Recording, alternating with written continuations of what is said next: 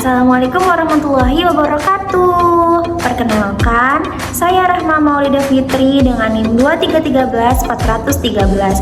Saya dari BKI 3A. Di sini saya sebagai konselor. Saya Citra Laksani sebagai klien.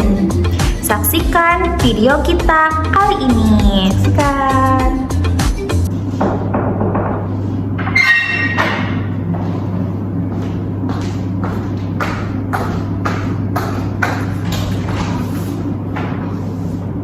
Waalaikumsalam. Silakan masuk, Mbak. Ya. Silakan duduk, Mbak.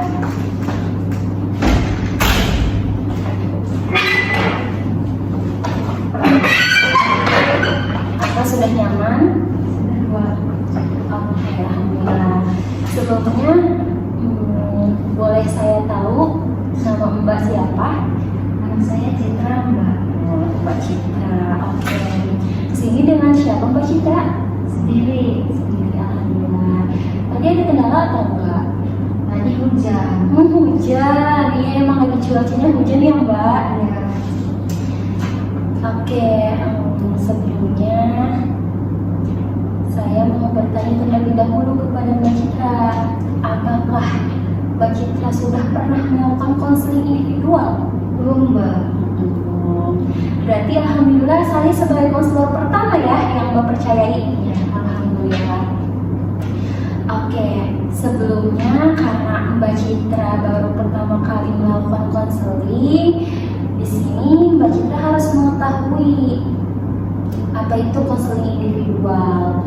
Jadi Mbak Citra, konseling individual adalah suatu proses bantuan yang dilakukan oleh tenaga profesional yang disebut dengan konselor atau di sini saya sendiri untuk membantu seorang klien, dan di sini Mbak Citra yang tujuannya untuk memandirikan klien. Di sini Mbak Citra sendiri kliennya. Nah, selanjutnya ada asas-asas Mbak yang harus Mbak ketahui. Ada asas-asas yang memang harus diketahui sebelumnya. Ada 5 asas Mbak. Yang pertama ada asas kerahasiaan, di mana semua cerita Mbak Citra akan saya simpan serapat-rapatnya dan tidak ada satu orang pun yang mengetahui cerita Mbak Citra.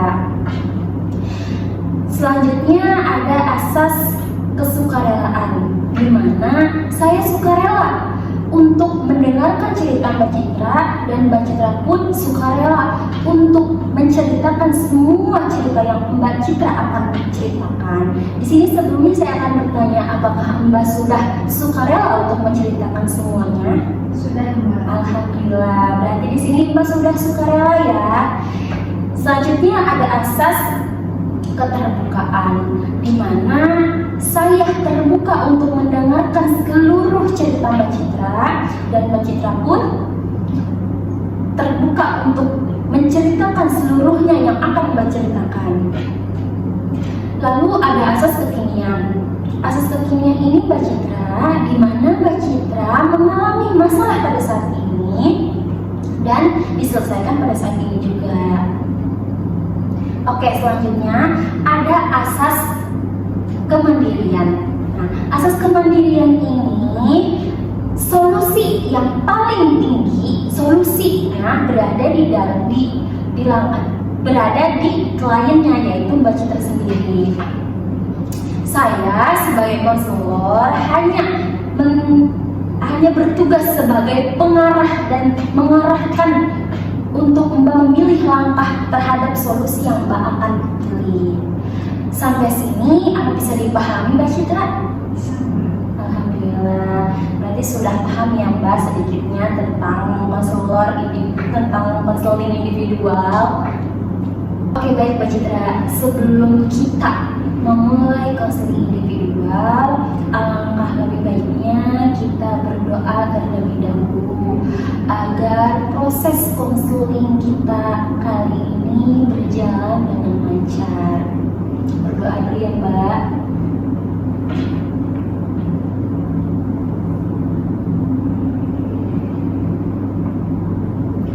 Alhamdulillahirrahmanirrahim. Oke, selanjutnya apa yang Mbak Citra rasakan saat ini? Jadi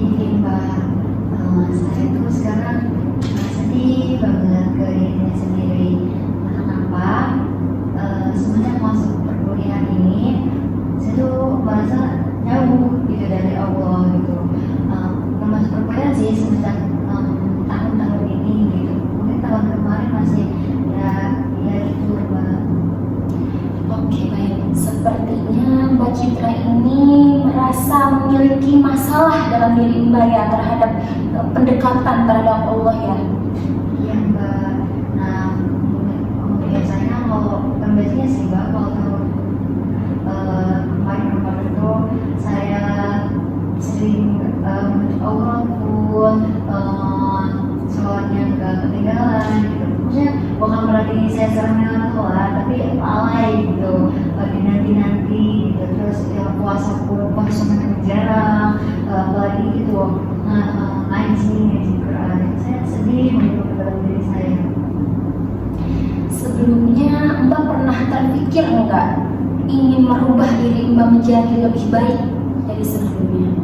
Pikiran sih Mbak, setiap malam dulu saya berpikiran kayak wah besoknya harus pakai gamis gitu misalkan ya Mbak ya.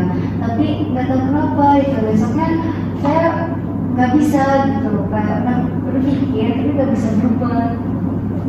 Berarti memang ada masalah di dalam hati dan diri Mbak ya Mbak, sehingga mempersulit dan menghambat proses pengaplikasian dan langkah untuk bisa berubah ke jalan yang lebih baik ya Mbak. Sebelumnya Mbak sudah terpikirkan belum? Pernah terpikir belum? Pengen keluar dari masalah ini dan punya solusi gitu terhadap masalah ini. Apa Mbak sudah terpikirkan sebelumnya ingin melakukan apa atau bagaimana? Mbak sudah pernah berpikir belum yang seperti itu?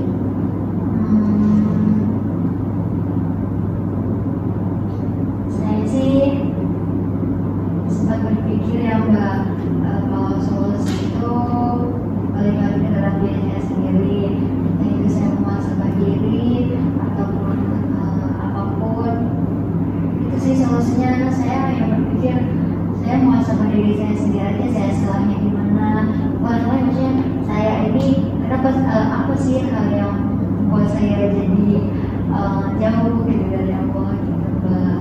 Jadi memang sebenarnya Mbak di sini sudah mengetahui solusi yang akan Mbak ambil kan, sudah mengetahui bagaimana langkah untuk bisa merubah kebiasaan buruk yang Mbak sudah lakukan sebelumnya. Tapi Mbak belum yakin, apa benar seperti itu? Benar Mbak, saya belum yakin. Kalau enggak nanti kayak mungkin nanti itu kan solusinya. Terus kita nanya lagi apakah ada hal yang lain biar sudah yakin.